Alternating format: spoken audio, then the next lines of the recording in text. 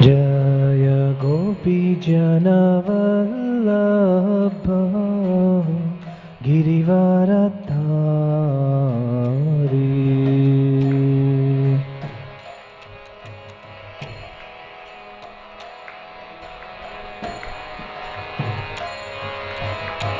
Yashoda Nandana Vrajajana Ranjana.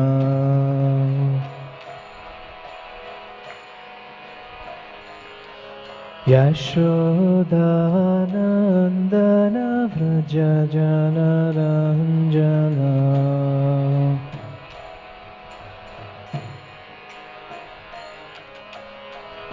Jamuna Tira Vanachari.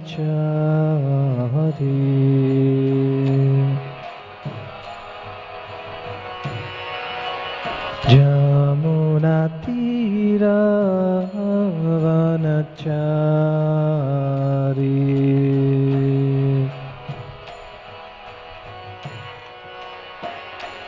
Jayora Madhava Kunja Bihari.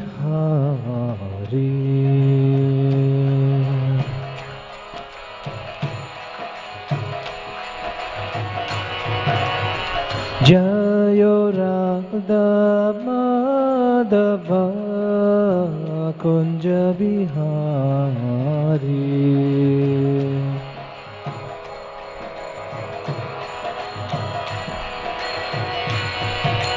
Hare Krishna, Krishna Krishna, Hare Hare, Hare Rama, Rama Rama, Hare Hare.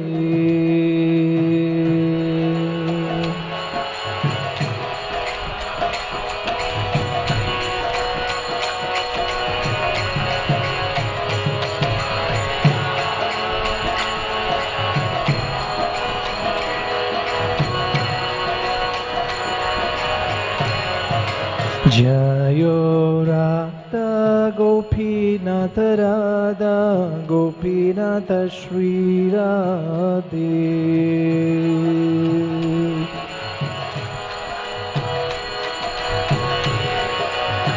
Prabhupada, Prabhupada, Prabhupada, Jayo Prabhupada.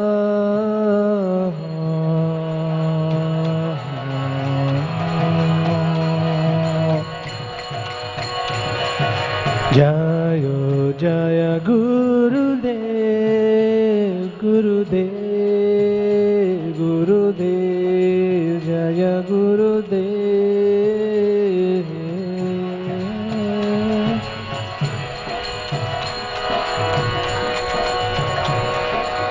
Nitai Gaura Haribol, Haribol, Haribol, Gaura Haribol.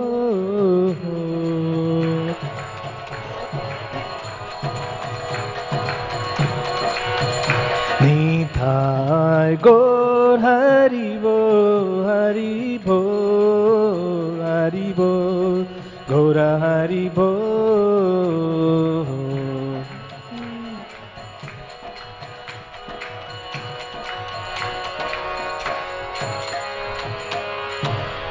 Jai Shri Harinama Sankirtan ki jai, Granthra Srimad Bhagavatam ki jai.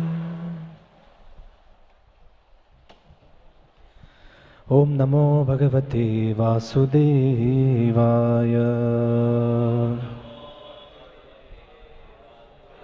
Om Namo Bhagavate Vasudevaya.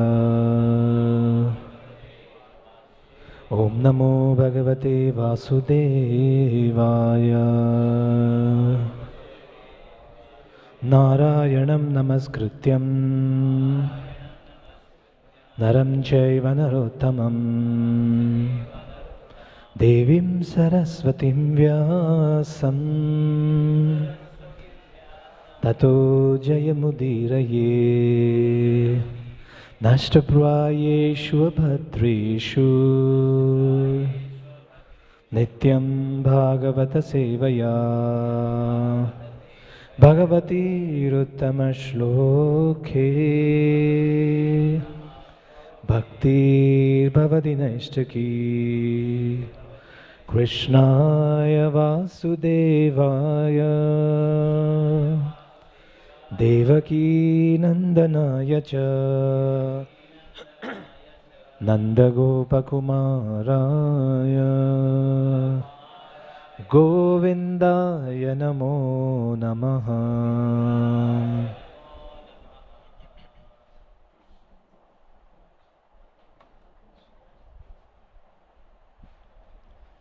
Hare Krishna. Reading from Srimad Bhagavatam, Canto 2, Chapter 2. The chapter is entitled Lord in the Heart, text number 20 and 21.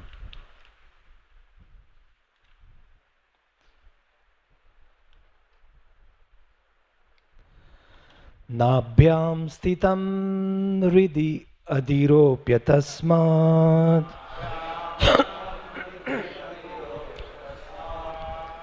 Udanagatyursitam neyam munihi Tatonusandhya dhiya manasvi Tatonusandhaya dhiya manasvi Svatalumulam shanake nayeta Nabhyam sthitam hridhi adhiropya tasmat Udanagatyo rasitam nayen munihi Tatonusandhaya dhiya manasvi Svatalumulam shanakair nayeta Nabhyam sthitam hridyatiropya tasmat Udanagatyo rasitam nayen munihi Tatonusandhaya dhiya manasvi Svatalumulam shanake nayeta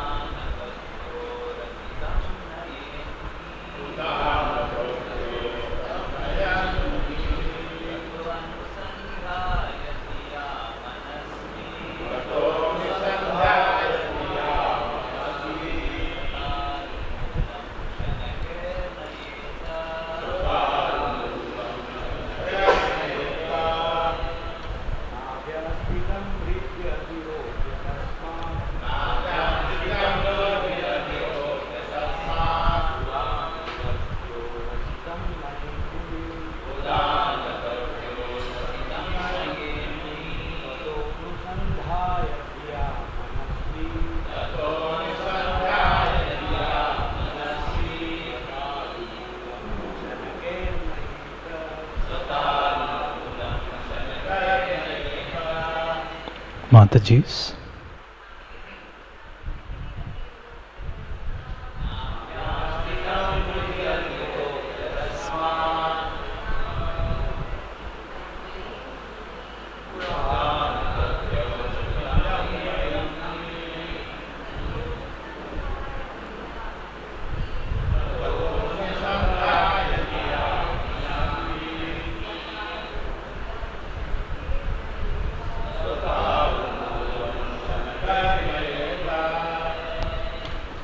Translation and purport by His Divine Grace A.C. Bhaktivedanta Swami Srila Prabhupada.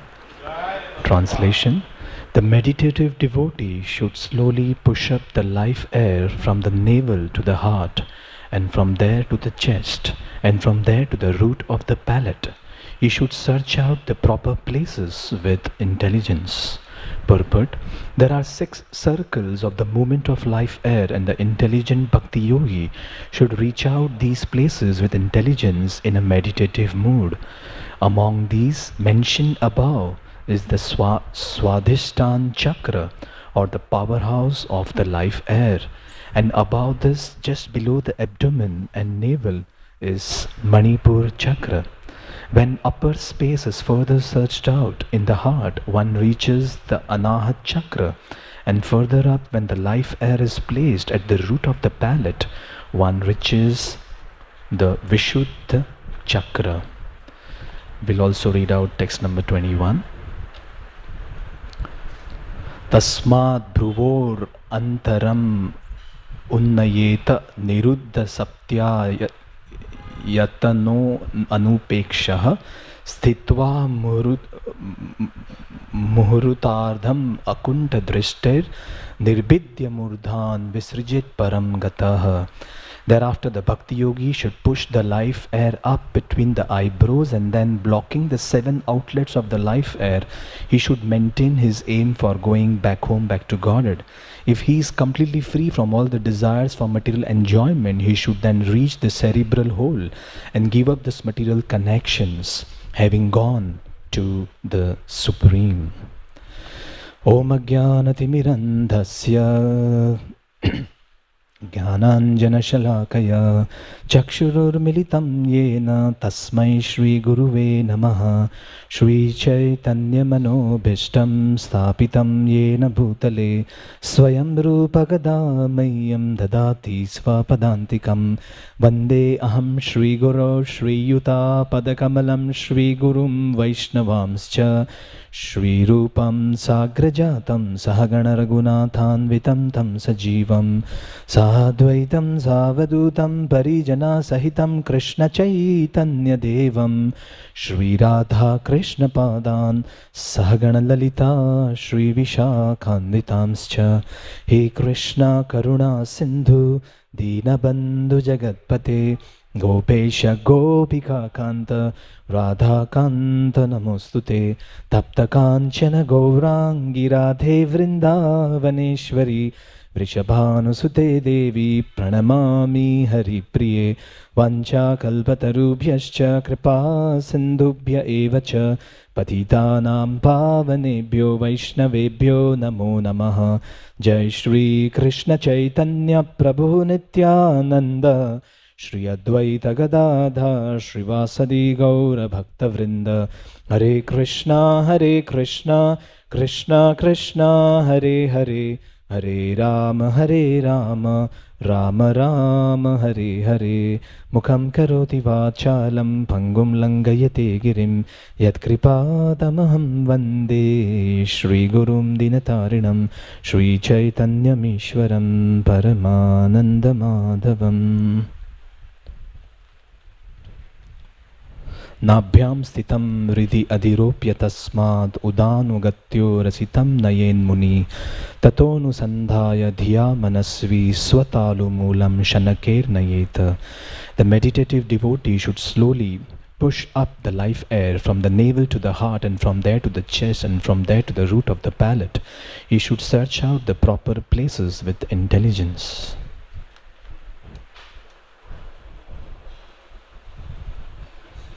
Hare Krishna.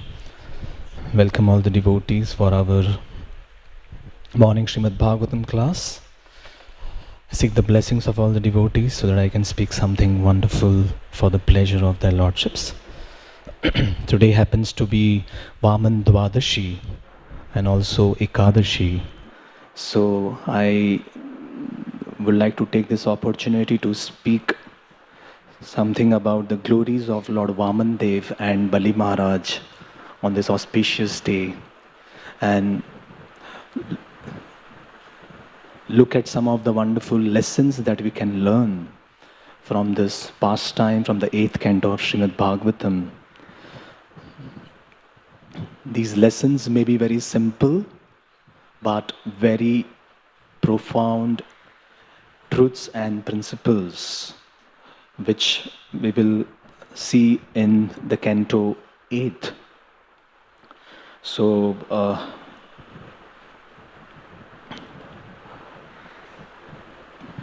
Srimad Bhagavatam speaks about 18,000 verses.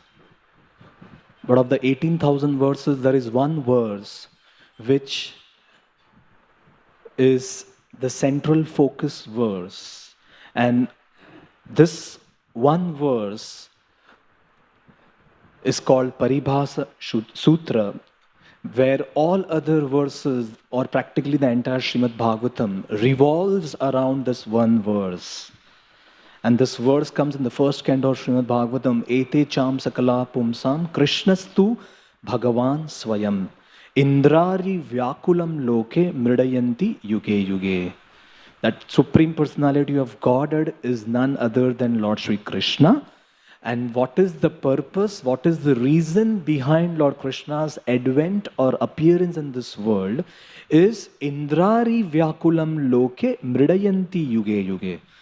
Indra Ari, when the enemies of Indra create a lot of disturbance, not only for Indra, not only for demigods, but for the people of this world, then Lord Krishna is bound, Lord Krishna is obliged, Lord Krishna out of his compassion actually descends into this material world. So this is the recurrent theme in the Bhagavatam, where Krishna appears in different incarnations, and the incarnation that we are about to discuss today, Vamanadev appearance, is for the reason that Indra was very much disturbed. Indra was defeated by Bali Maharaj. So this is one of the pastimes where Lord appeared to protect Indra and other demigods from his enemy Bali Maharaj. And interestingly, Lord Vamanadev, Lord Krishna actually appears as the younger brother of Indradev, Upendra. Upendra means one who is the younger brother of Indra. So Vamanadev is called Upendra, and it is very interesting that, or imagine Indra receiving that privilege of having Lord Krishna as his younger brother just to protect him. So demigods may not be pure devotees, but still they are so significant and important that Lord descends just for them. Many a times when we hear Indradev or say Brahmaji making some mistakes, Bhagavatam clearly reveals a lot of mistakes committed by Indra in practically different cantos. But although Indradev commits so many mistakes, Lord Sri Krishna still appears to protect his position and protect his name and fame. So, a very important lesson that we can learn, I have jotted down 14 lessons from this pastime. Let's see how many we can discuss and cover up. So, one very important lesson that we can learn today is, the first lesson is that although scriptures, they speak about the mistakes committed even by the demigods, we shouldn't belittle or minimize their position. Because the very fact that Indrari Vyakulam Loke Mridayanti Yuge Yuge, that Supreme Lord appears to protect these great personalities. So in the eyes of Krishna, they are very important. They are still very significant. So we shouldn't belittle them by thinking that they are ordinary or less significant, but understand this fact that Lord wants us to learn some very important lessons from their mistake. And if they do commit the mistake that they fail to understand Krishna when Krishna appears in this world, and importantly, we should understand that if they are vulnerable to commit mistake and blunders, then what to speak of you and me? We can also. So if they end up misunderstanding Krishna, then what to speak of an ordinary living entity who practically has no scope to fathom, comprehend the genius and the glories of the Supreme Lord with a tiny, insignificant intelligence. So, when someone commits mistake, someone who is close to us, someone who is near to us, when they commit mistake, then we generally have 3 ways of looking at that mistake. There could be many ways, but 3 prominent ways of looking at that mistake. The first is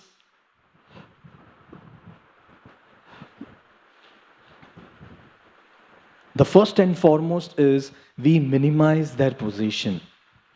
That means, we carry that notion that this person is also like others. And we carry that block forever that this person cannot improve.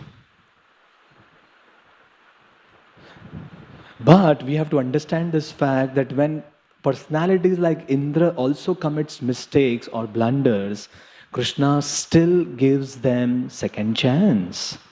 So this is the first way of looking. The conditioned soul sees that this person will never improve, but we see Krishna giving that person also a second chance to improve. Or the second way is when we see someone committing mistake, we get upset ourselves, thinking that how can this person do like this?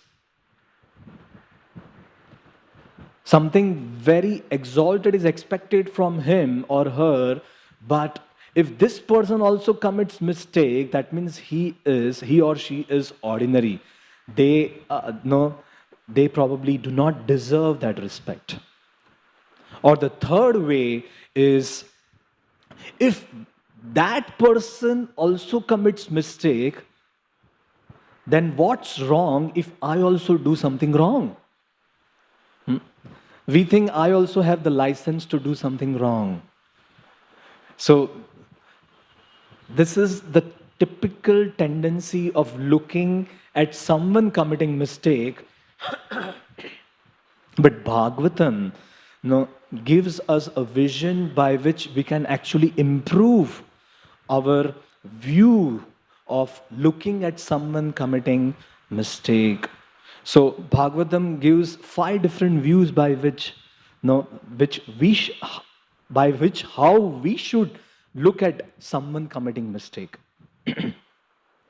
So the first viewpoint that Bhagavatam teaches us is there is no one in this world who is free from mistake. There is no one in this world who is free from committing mistake. Everyone is prone to make errors. सच्चे रिश्तों की सुंदरता एक दूसरों की गलतियों को माफ करने में और बर्दाश्त करने में है, क्योंकि बिना गलतियों का इंसान यदि ढूंढने जाएंगे तो हम अकेले रह जाएंगे.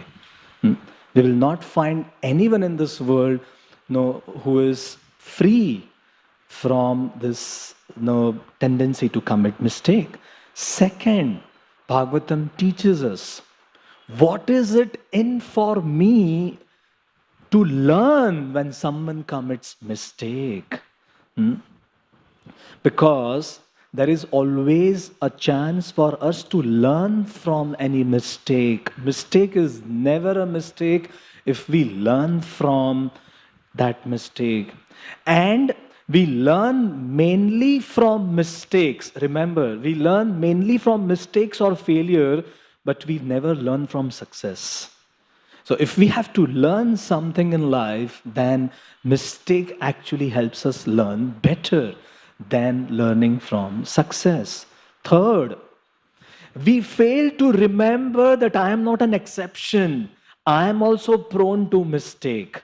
This is very important. Many times when we see mistakes committed by others, we fail to remember, we fail to acknowledge this fact that I am equally prone to commit mistakes. Mistakes do happen with me also.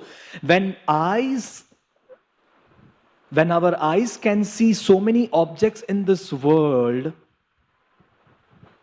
but if one object enter into that same eye, even if a small particle enters into that same eye cannot see that small particle that's entered within.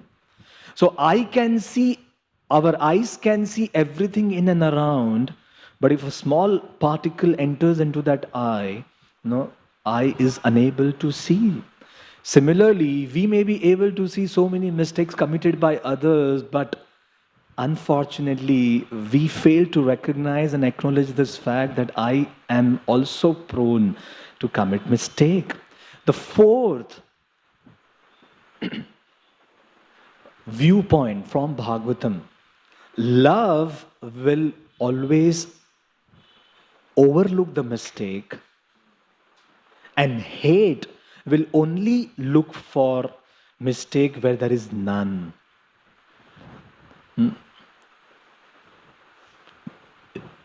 Mother of even the biggest of the terrorists will never find a mistake in that terrorist. While the whole world can see what a terror this person is creating, but for a mother, she will always see good. Like we will see in this pastime of Vamanadev, Aditi, she approaches Kashyap Muni, that please save my son Indra. She's always going to see good. So love is that factor which will always overlook the mistake, and hate or hatred towards someone will only look for mistake where there is no mistake at all. And the fifth viewpoint is, mistake never defines a person. We cannot define a person based on mistake.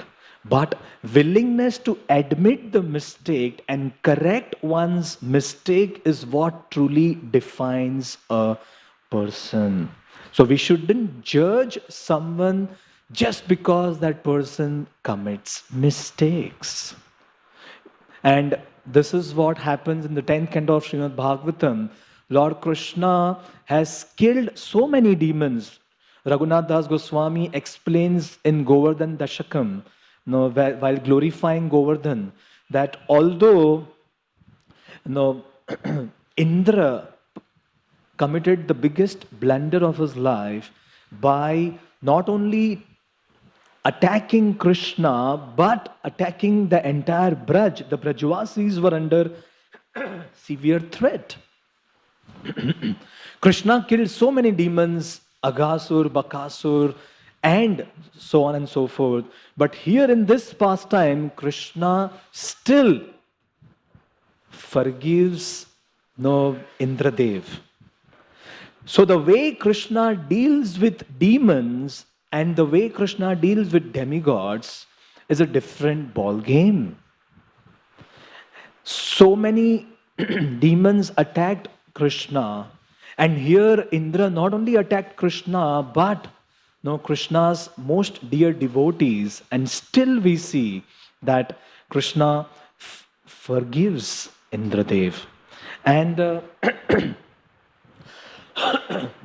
there are three sets of devotees in this entire Govardhan Leela, if we see. One is Indra, who is also a devotee of Krishna. One are the Brajvasis, who are innocent, very close to Krishna. And the third is Giriraj, who is also a devotee of Krishna. So Krishna offers three different things to his three different types of devotees. The first is, to the Brajvasis, Krishna offers protection. To Sri Giriraj, Krishna offers reciprocation. Krishna offers ecstasy. And to Indradev, Krishna offers correction. So to someone, Krishna offers protection, to someone reciprocation, and to someone correction. But still Krishna doesn't heavily give punishment to Indradev. So if Krishna has such a magnanimous heart that Krishna can forgive and let go, what to speak of Krishna's devotees? They are equally willing to forgive and let go. And here we see in this pastime where when Krishna takes the role of a younger brother of Indra who keeps on committing blunders, but still Indrari Vyakulam Loke Mridayanti Yuge Yuge. This entire pastime begins.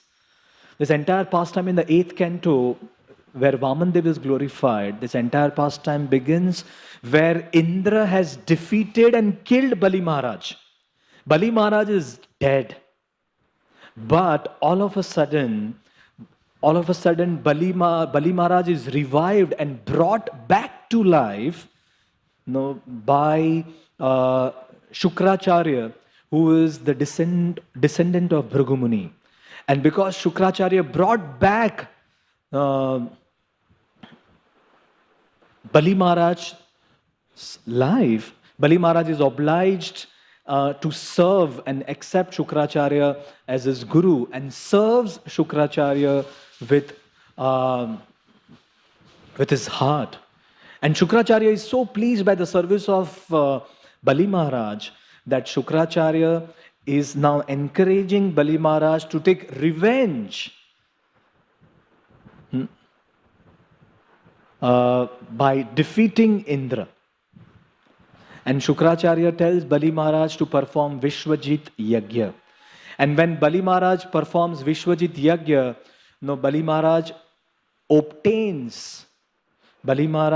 obtains lot of strength, opulence and beauty.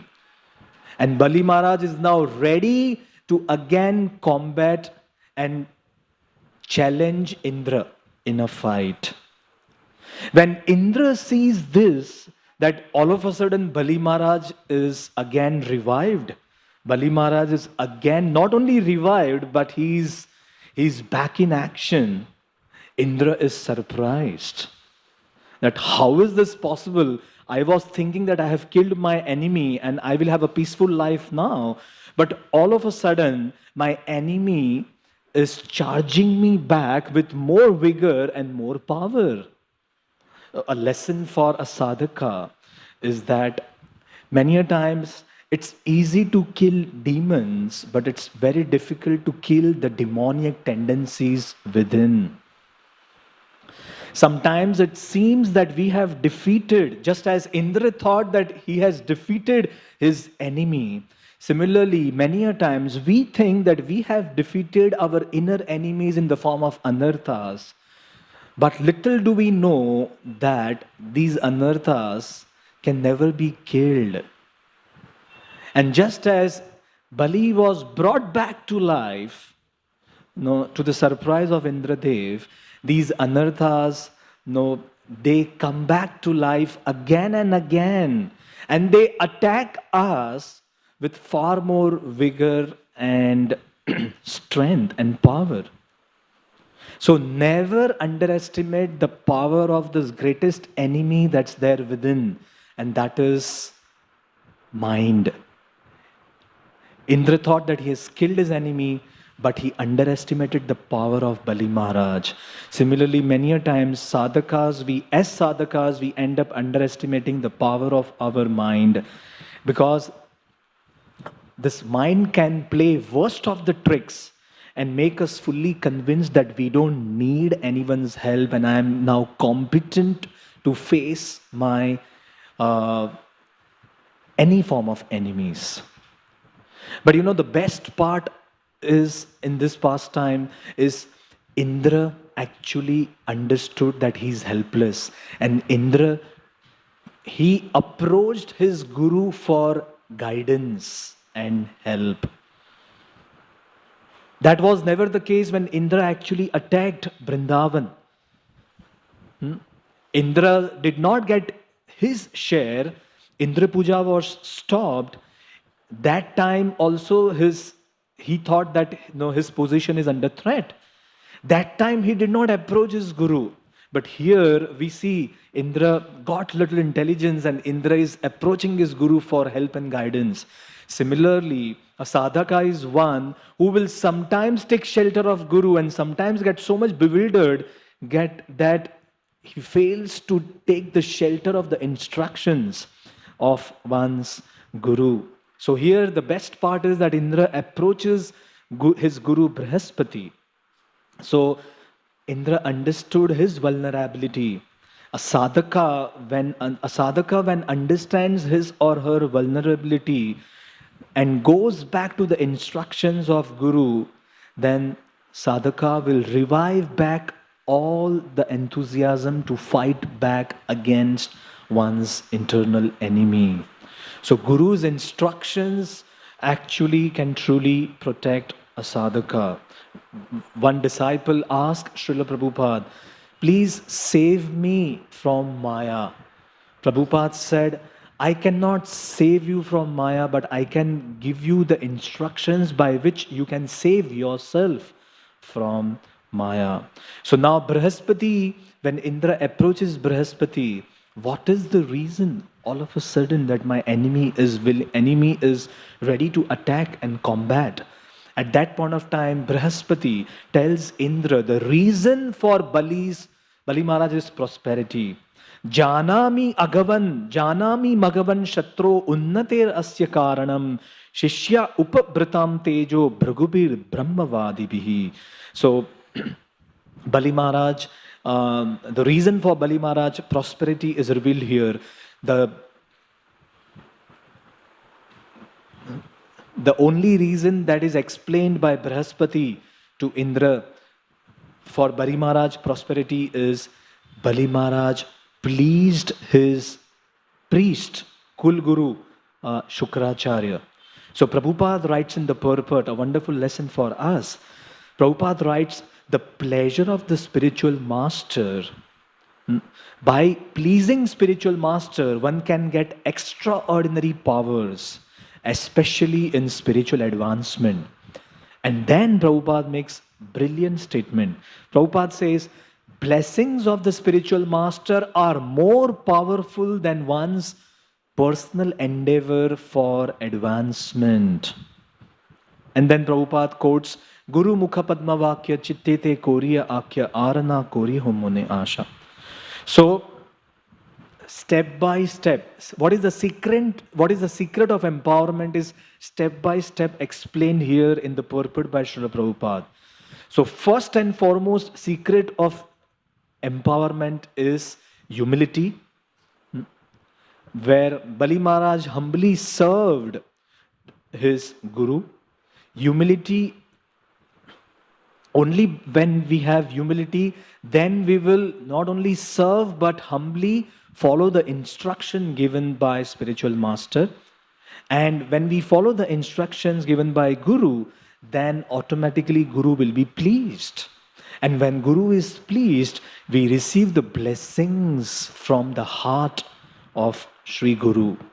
And that blessing acts as kavach or a shield in protecting our spiritual life, and that's how we advance in spiritual life.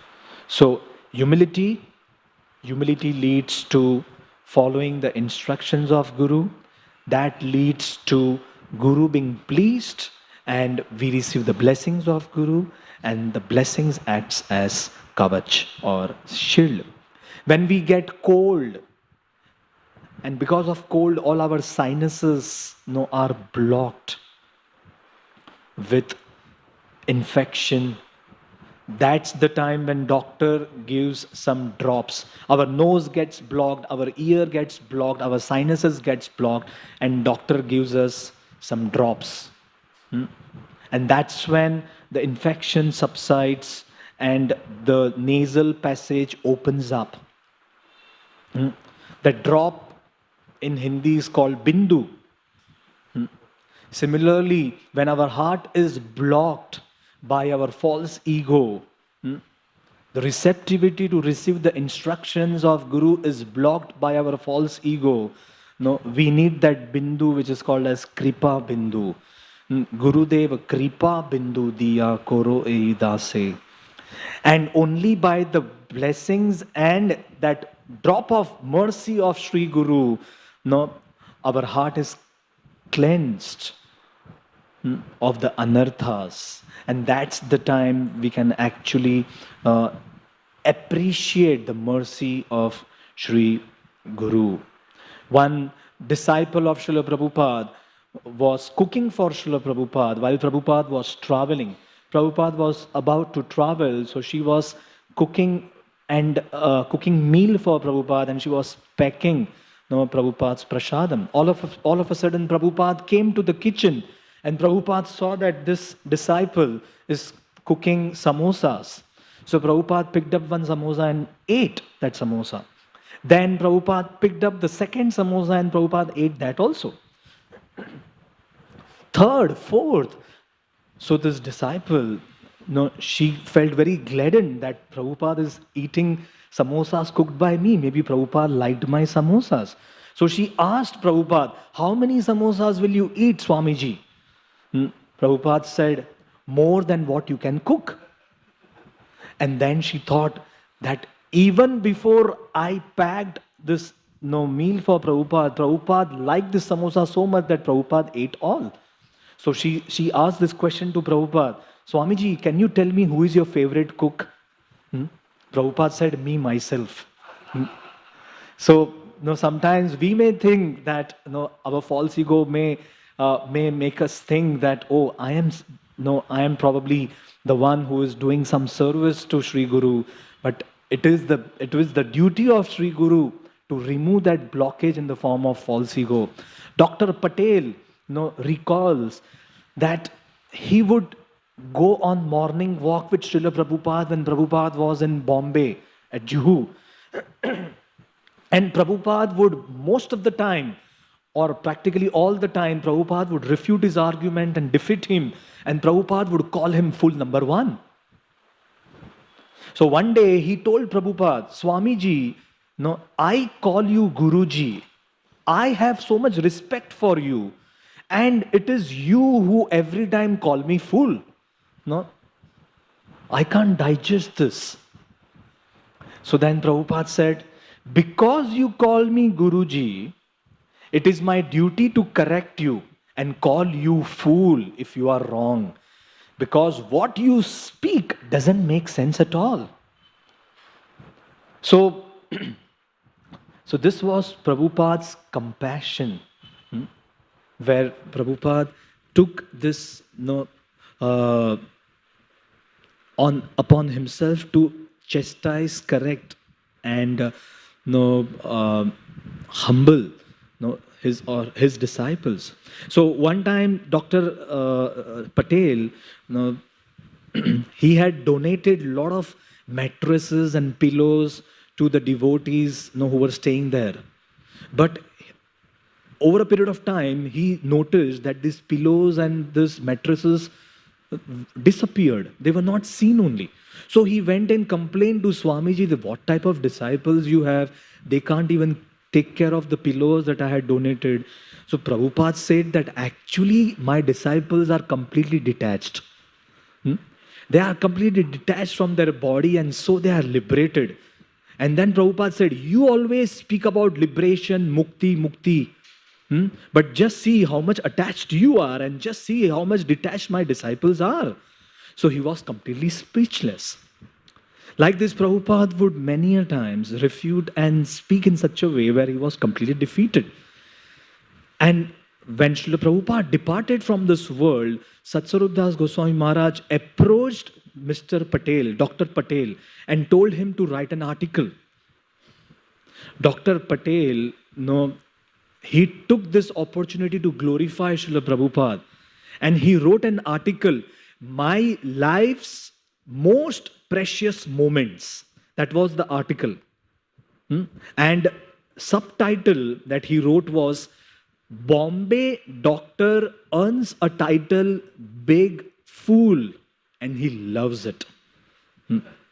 So this was the love that Prabhupada offered to Dr. Patel, and how Dr. Patel actually understood that actually it was the great kindness and mercy of Srila Prabhupada that came in my life. So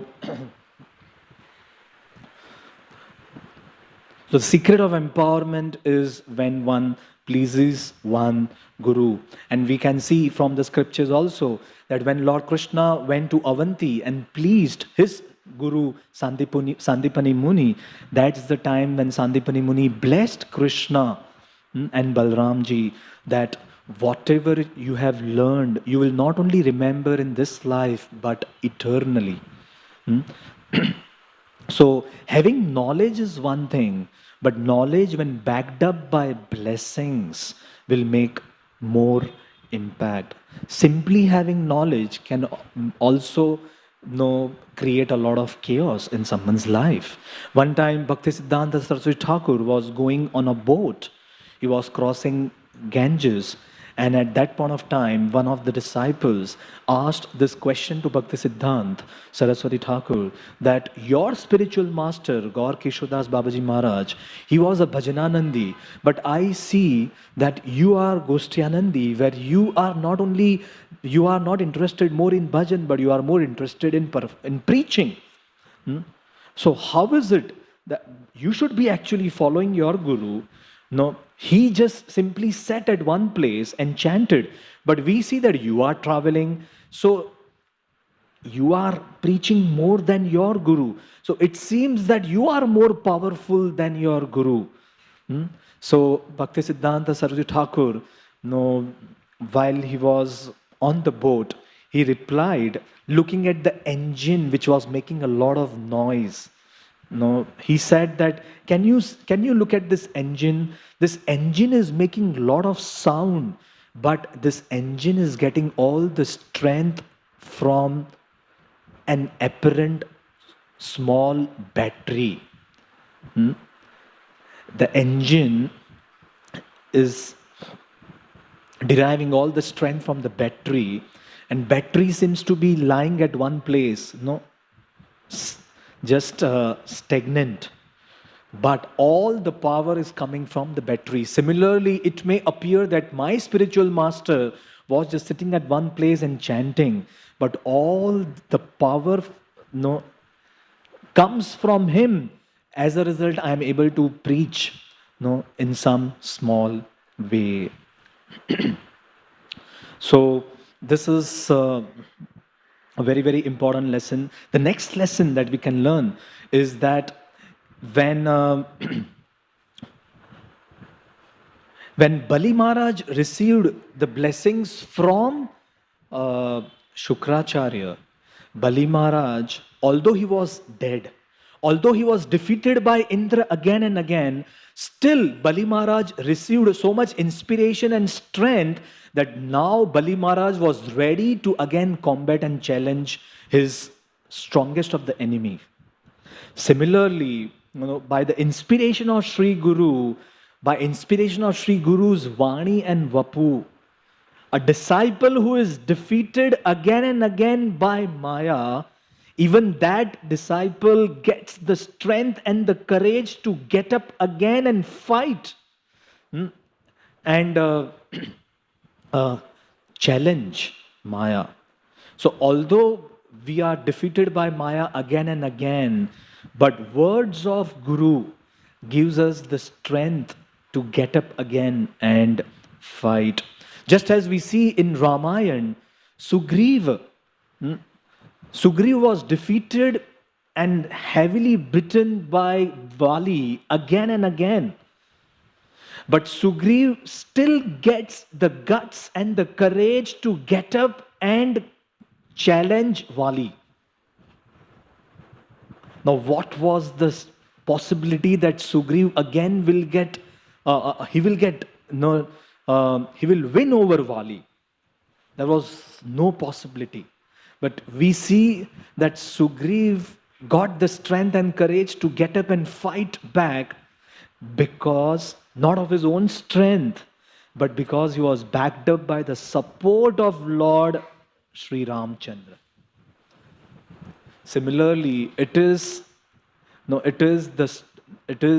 by the support and the inspiration of the words of Guru that a disciple actually can even challenge the unchallengeable. Kathanchana smrite yasmin dushkaram sukaram bhavet vismrite viparitam syat Sri Chaitanyam namamitam.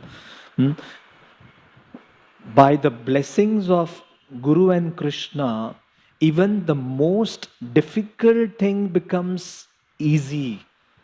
But if we do not have the grace and the blessings of Krishna and Guru in our life, the simplest will become most difficult.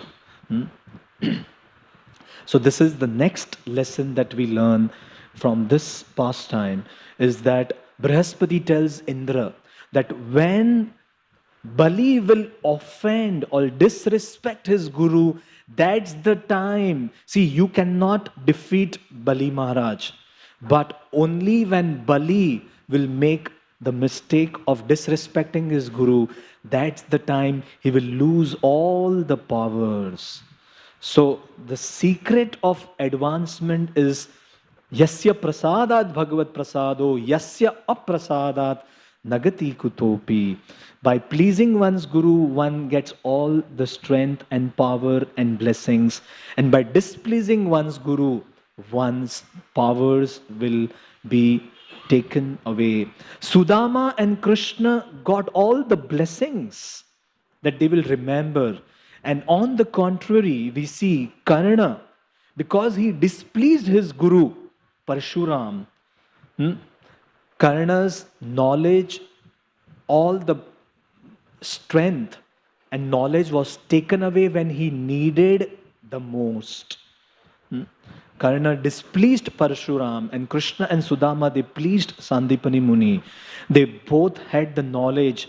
So it's not about knowledge, but the blessings and empowerment that comes along. So this is one important lesson.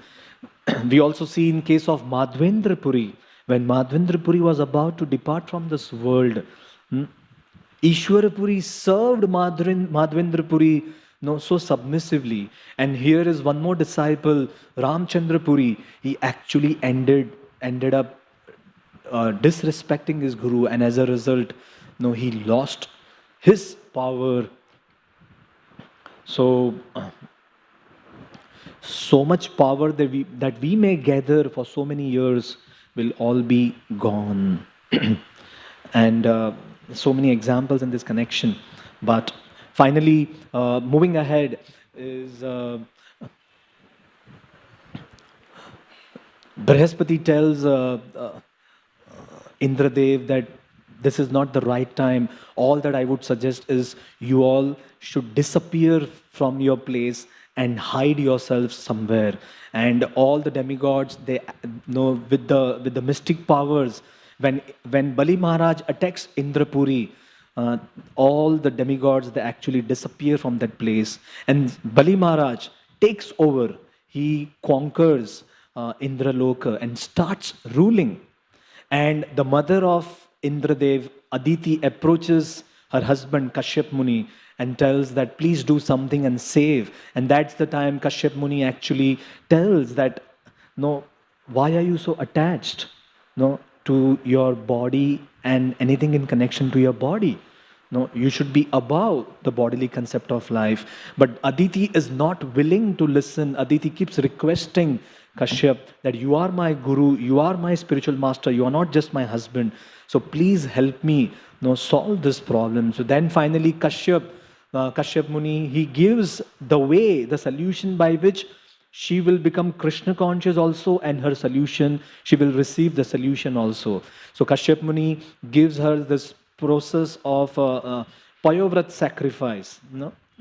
And Aditi, she remembers Lord Vishnu, and this is the genius of a guru, where guru will give us, the way by which we become more Krishna conscious, rather than focusing on just solving the material issues. And guru will impart knowledge or instruction to one's disciple only as per the level of one's disciple. And as a result, finally, Aditi, she pleased Lord Krishna and Vishnu tells that I will appear as a younger brother of Indra and protect Indra. So, Shronayam Shravana Dwadashyam Murute Abhijita Prabhu. It was on this day, Shravana Dwadashi, when Abhijit Nakshatra was there in the sky, that Vamanadev, Upendra, appeared and descended in this world. And it is explained that when Lord appeared in his original form, when Lord appeared, he did not have to stay within the womb surrounded by blood or the amniotic fluid, but he's full of all opulence. And when Lord appeared in this world, he was already ornamented and decorated. Just as when Krishna appeared in this world, Krishna appeared in a Chaturbhuj Swarup. So Gaur Krishna Maharaj was explaining that Krishna is not like an ordinary person of this world who has to go through that same way, the way an ordinary child takes birth. On the contrary, when Krishna appeared, Krishna reminds Vasudeva and Devaki about their previous lives. So Lord's Janma and Karma are transcendental right from the beginning. Similarly, here we see that Vamanadev, he appeared in his original form with ornaments and weapons in his hands. And Bhagavatam explains that this same boy took a form of a very small batu or someone who is dwarf. Just like an actor dresses oneself. So when Vamanadev was born, Brihaspati offered the sacred thread to Vamanadev. Kashyap Muni offered the straw belt. Suryadev personally uttered the Gayatri mantra within the ears of Vamanadev. Soma, the demigod of moon, offered Brahma Danda. Aditi, the mother of Vamanadev, gave her kopin or the cloth to wear underneath. And the deity presiding over the heavenly kingdom offered him the umbrella. Lord Brahma offered the Kamandalu. The 7 sages, the Saptarshis, offered Kushagras. Mother Saraswati gave him Rudraksha to be wore in his hand. And ultimately, Kuvera gave him the pot for begging alms. And Lord Shiva and Mother Bhagavati offered the first alms or charity to Vamanadev. So, and Vamanadev now proceeds towards Narmada river at Bhrugukacha, where Bali Maharaj has been instructed by Shukracharya to perform Ashwamedha Yagya. And Vamanadev starts walking in that direction. Very interestingly, Bali Maharaj,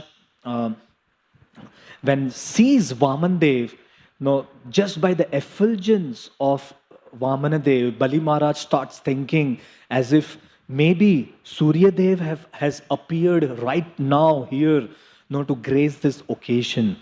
And Shukdev Goswami mentions a very interesting point. Jagama tatra khilasara sambrito bhare nagam sannamayam pade pade.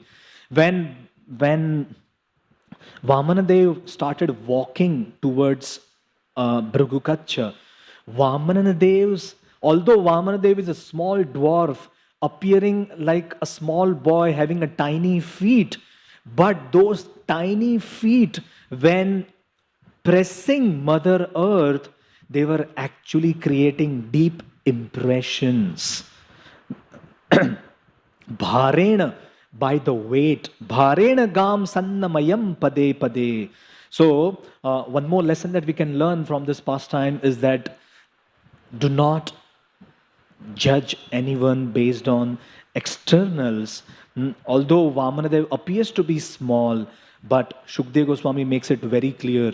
Because Vamanadev is going to go to Bali Maharaj and beg for charity. Does that mean that Vamanadev is a beggar? No. Shukdev Goswami makes it very clear. Tatrakhila Sara Samrita. Vamanadev is full of opulence. Vamanadev, as God, doesn't need to beg alms. But he goes to beg alms. Vamanadev takes a humble position for his devotee. This is the glory of the Supreme Lord. Lord can go to any extent to protect the name and fame of his devotee. So, I'll just conclude with this one lesson that we have picked up. So, Shukdev Goswami says that do not judge anyone based on externals. So even Bhagavatam 10th canto explains that when Lord Krishna saw that lady who came with fruits, the vendor who came to sell the fruits, and she's calling out, please take these fruits, please take these fruits. At that point of time, Shukdev Goswami addresses Lord Krishna as Achyuta. Achyuta means infallible. But we see in that pastime, whatever Krishna is carrying within his hand, those grains are falling away. So, Shukdev Goswami makes it very clear that do not judge this small boy as ordinary. No, he is Achyuta. Nothing can fall, or nothing in the connection to Krishna can fall. And not only that, Shukdev Goswami says that Falarthi dhanyam adaya yayo sarva falaprada. Although Krishna is asking for fruits, Falarthi dhanyam adaya. Although it may appear that Krishna is in need of fruits, but Shukdev Goswami says, yayo sarva falaprada.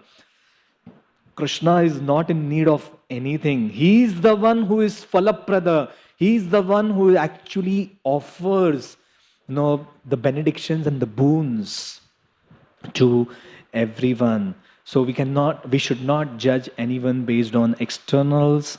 A pen drive may appear very small, but that pen drive can have information or the books of all libraries in the entire world. So we just can't know what's there within. Just as we see that when Vamanadev was walking, his the heaviness was actually shaking and trembling the entire earth. Similarly, Srila Prabhupada looked very small, appeared very small in stature, but Prabhupada practically conquered the entire world by traveling 14 times. One time Brahmanand Prabhu was telling Prabhupada, you tricked us. Just as we see Vamanadev will trick Bali Maharaj. Now, Brahmanand Swami tells Prabhupada, Swamiji, you tricked us. When you came to New York, you were just chanting Hare Krishna and speaking on Bhagavad Gita. And we all slowly came thinking, probably we will also chant Hare Krishna. And we started hearing you.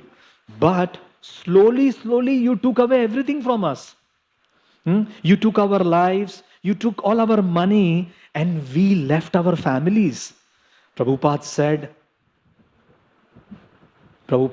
there is a Bengali proverb, enter like a needle and come out like a plow. And Prabhupada said, if I would have said in the beginning that, no, I am like a plow, no, if I would have told Americans the reason why I have come here, they would have killed me. So Prabhupada said that actually it was all like a needle in the beginning. ISKCON's beginning was like a needle. No? Prabhupada entered into US like a needle, but he came out, no, emerged victorious, no, building more than 108 temple. So this is how Bali Maharaj also, Chalayasi Vikramane Adbhuta Vaman. This is what Jaydev Goswami, Keshavadrita Vamanas Rupa Jaya Jagadisha Hare. So many other pastimes to discuss, but finally, when Bali Maharaj offered everything to Vamanadev, Bali Maharaj received more than what he gave to the Supreme Lord.